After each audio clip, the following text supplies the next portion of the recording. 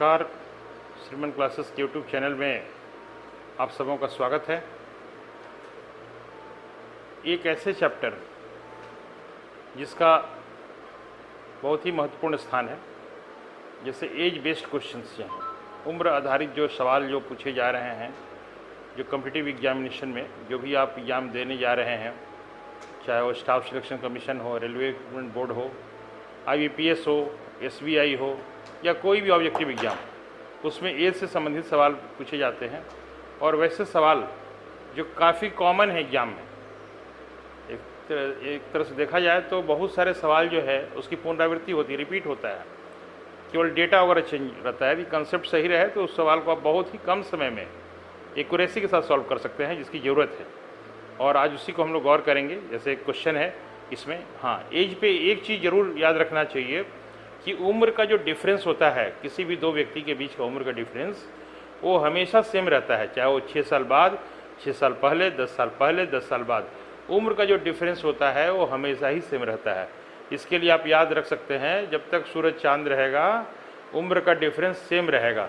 इस कंसेप्ट को लेके आप यदि आगे बढ़ेंगे तो एज पे जो भी सवाल आप पूछे जा रहा है, विशेष करके जो डिफरेंस ऑफ एज वाला, उसमें आपको कहीं कोई दिक्कत नहीं आएगी। जैसे इस सवाल को देखते हैं हम लोग, तो यहाँ देखिए 1 ईयर एगो, 1 साल पहले पंकज जो है 4 टाइम्स है, 4 टाइम्स 4 गुना किसके? हर डॉटर श्वेता, उनकी बेटी श्वेता है, यानी पंकज अपनी बेटी श्वेता से 4 टाइम्स, यानी ये 1 है तो ये 4, ये 4:1। 6 ईयर सेंस, 6 साल बाद, 6 साल बाद का बात बोल रहा है। 6 ईयर सेंस का मतलब हो गया 6 साल बाद पंकज का जो एज है वो एक्सीड, मतलब बढ़ जाएगा, कितना से?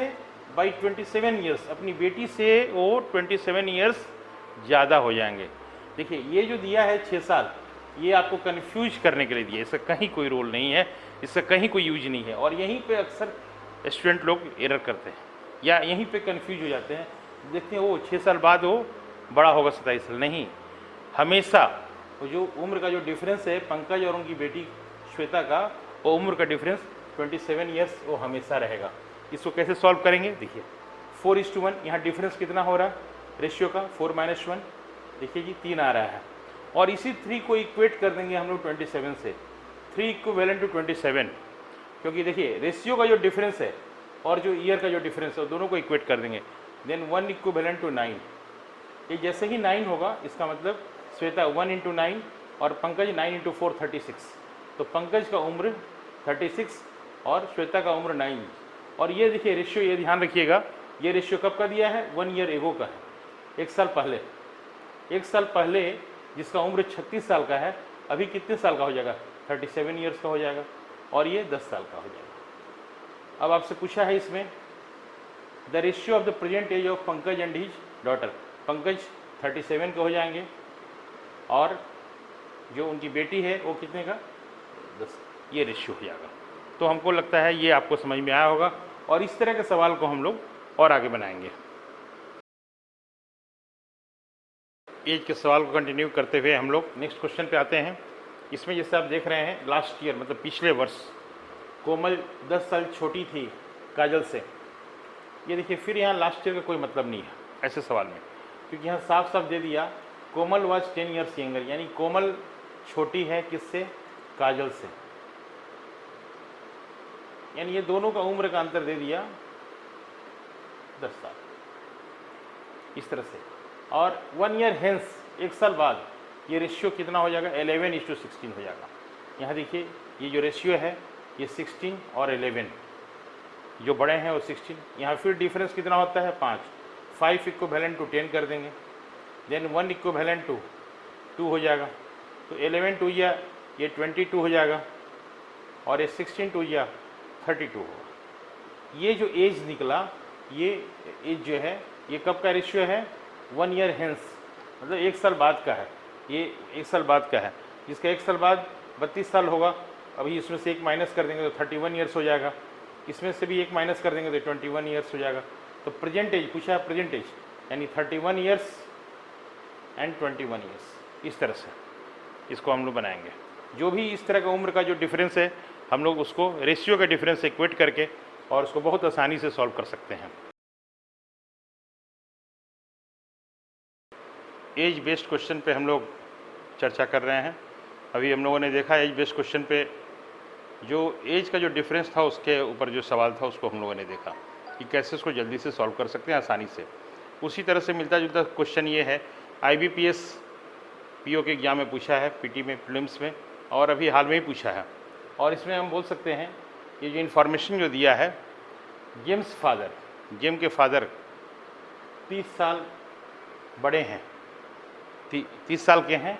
कब? जब जेम्स का जन्म हुआ था, यानी जेम्स से वो 30 साल बड़े होंगे।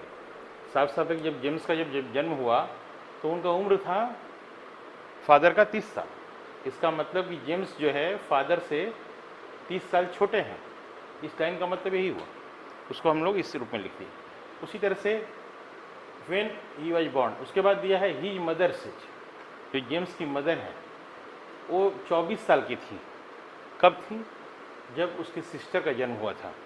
और सिस्टर जो है 5 साल छोटी है, किससे? जेम्स से। यहाँ लिखेंगे हम लोग सिस्टर जो हैं जेम्स से 5 साल छोटी हैं। और जेम्स से जैसे ही 5 साल छोटी हैं तो यहाँ पे जेम्स का जो वैल्यू है उसको यहाँ पे रख देंगे F माइनस, ये हो जाएगा 35। उम्मीद है आपको क्लियर होगा। यहाँ पे चूँकि 5 साल छोटी है और F माइनस 30 पहले से दिया हुआ है, इसलिए उसको F माइनस 35 हम लोग कर सकते हैं। इसके बाद देखिए ये 24 साल कब थी? इनकी मदर का एज 24 साल कब था? जब उनके सिस्टर का जन्म हुआ था। यानी सिस्टर जो होंगी मदर से 24 साल छोटी होंगी। जैसे यहाँ पे जेम्स जो है अपने फादर से 30 साल छोटे हैं, तो सिस्टर भी जो होगी जेम्स की वो मदर से 24 साल छोटी है। और आप यहाँ देख चुके हैं सिस्टर का एज कितना आया है? F माइनस 35 आया है ना। आप यहाँ पे लिख सकते हैं F माइनस 35 और यहाँ पे मदर माइनस 24। और इस तरह से आपको फादर और मदर का डिफरेंस यहाँ पे साफ साफ आपको निकल जा रहा है। F minus M equal to 35 minus 24 और ये हो जाता है 11 ईयर्स। इस तरह से उनके फादर और मदर का जो है उम्र का अंतर जो है वो कितना हो जाएगा? 11 ईयर्स हो जाएगा। उम्मीद है कि आपको सबको समझ में आया होगा। एज के नेक्स्ट क्वेश्चन पे हम लोग बात कर रहे हैं। ये जो क्वेश्चन है ये भी IBPS में भी हाल के एग्जाम में पूछा है। रेशियो दिया हुआ है A और B का 7:4। 4 साल के बाद रेशियो देखिए 10:6 हो जाएगा। आपको बताना है प्रेजेंट एज B का क्या है। यहाँ पे एक चीज़ ध्यान देना है, यहाँ B:A है और जबकि दिया है A:B, आप उसको कन्वर्ट करके 10:6 में लिखेंगे। एक और काम यहाँ हम लोग कर सकते हैं, इसको कॉमन कर दीजिए। 2 यदि कॉमन लेंगे ये हो जाएगा 5 और ये हो जाएगा 3। जब भी इस तरह का सवाल रहेगा हम लोग अलर्ट रहेंगे। 5 से 7 का जो डिफरेंस है ना ये 2 हो रहा है और 3 से 4 का जो डिफरेंस है 1 हो रहा है। कोशिश करेंगे कि ये डिफरेंस जो है सेम हो जाए। ये डिफरेंस कैसे सेम होगा?